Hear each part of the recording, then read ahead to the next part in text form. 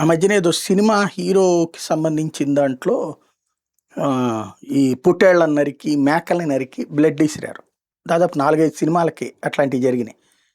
అయితే అప్పుడు అది సినీ అభిమానం ఇదేం వేరే అభిమానం అని అన్నారు తప్పించి దాని మీద కేసులు పెట్టలేదు.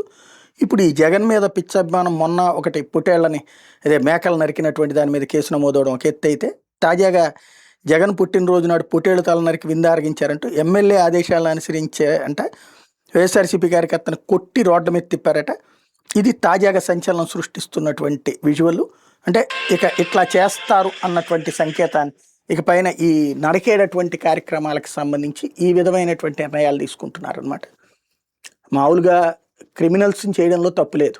ఏది రేపులు చేసిన వాళ్ళని, మర్డర్లు చేసినటువంటి వాళ్ళని, అట్లాంటి వాళ్ళని ఇట్లా తిప్పడంలో తప్పేం లేదు. ఏది నిన్న ఏదో రేప్ ఇష్యూలో కూడా చెప్పుకొచ్చారు కదా, అది మహిళ మీద గర్భిణి మీద కాలనేది, అట్లాంటి వాటిలో చేస్తే తప్పలేదు. కానీ రాజకీయ ట్రీట్మెంట్ ఇట్లాగా కొట్టి నడపడం అనేటటువంటిది ఇదేదో యోగి ఆదిత్యనాథ్ ట్రీట్మెంట్ అంటే, యోగి ఆదిత్యనాథ్ ఇట్లా రాజకీయాల కోసం వాడుకోలేదు వాళ్ళని, సమాజ్వాదీ పార్టీ అని చేసుకోలేదు. అక్కడ ఎవరైతే వెధవలు ఉన్నారో వాళ్ళకి చేసింది.